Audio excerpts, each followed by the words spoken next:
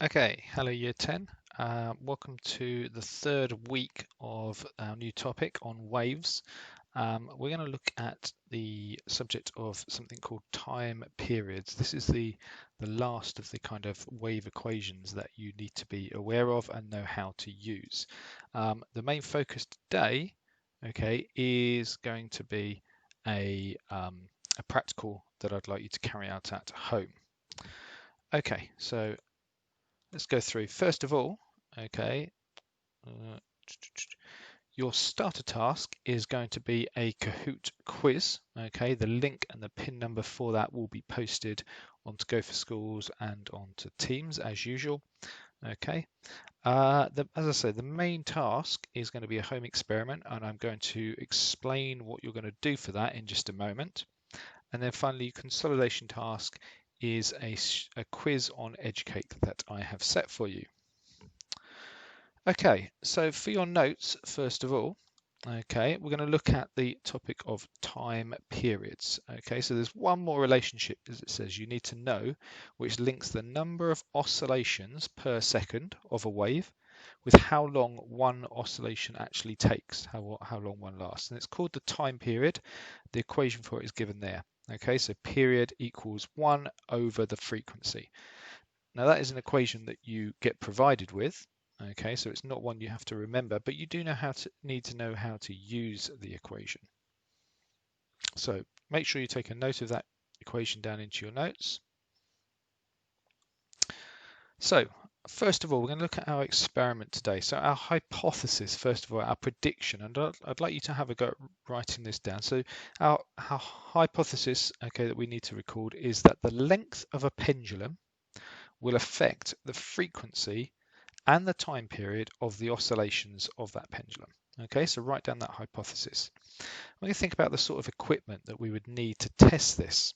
Okay, now obviously we're going to need a pendulum. Now we're looking at the length, so we're going to need some sort of measuring device for that, a ruler or a tape measure or something similar. And we're looking at time as well, so we're going to need to use something to time our oscillations.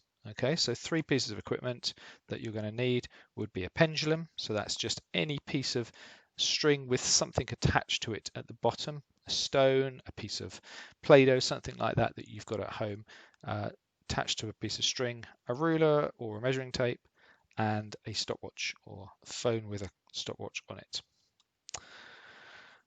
Okay, so the method, okay, we're going to think about is obviously before we start our variables in the experiment. So our independent variable, which you need to write down, the thing we are changing, okay, if we go back, is the length of our pendulum. Okay, so our independent variable is the length of our pendulum. The dependent variable, which is the thing that we are measuring, okay, is the time for the oscillations, the time for that pendulum to swing and complete one oscillation. Okay, so our dependent variable is the time for an oscillation, measuring it using our stopwatch. And what are our control variables? How are we going to keep them same? So we're going to make sure that when we carry out the practical, and I'll show you this as a demonstration, that the pendulum is dropped, it's not swung, we don't add any momentum to it, we don't add any force, and we're using obviously the same equipment all the time. So make a note of those three different examples of variables.